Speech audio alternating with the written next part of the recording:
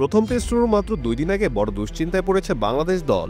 জ্বরে আক্রান্ত হয়েছে দলের অন্যতম নির্ভরযোগ্য অলরাউন্ডার মেহেদী হাসান মিরাজ। গল টেস্টে তার খেলা নিয়ে তৈরি হয়েছে অনিশ্চয়তা। রোববার এই তথ্য নিশ্চিত করেছে প্রধান কোচ ফিল সিমন্স। আর এটা ওইটা না, কাপড় ধোয়ার একটাই সলিউশন, চাকা all in one. Coach Simmons জানিয়েছেন, গত কয়েকদিন ধরে ওর অবস্থার উন্নতি হয়েছে। ওষুধ নেওয়ার পর আজ সন্ধ্যায় ও কেমন থাকে সেটা দেখা হবে।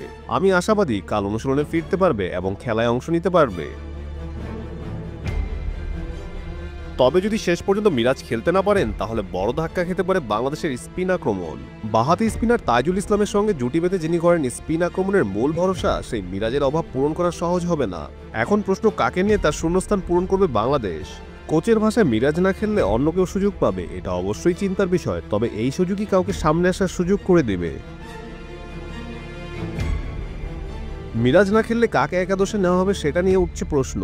কোচ জানিয়েছে এখনো চূড়ান্ত সিদ্ধান্ত হয়নি। মাঠের অবস্থা দেখে সোমবার নেওয়া হবে একাদশ ঠিক করার সিদ্ধান্ত। এই সিরিজ দিয়ে শুরু হচ্ছে বাংলাদেশের নতুন ওয়ার্ল্ড টেস্ট চ্যাম্পিয়নশিপের যাত্রা। এমন গুরুত্বপূর্ণ মুহূর্তে দলের অন্যতম ভরসা মিরাজের অসুস্থতা নিঃসন্দেহে বড় এক ধাক্কা।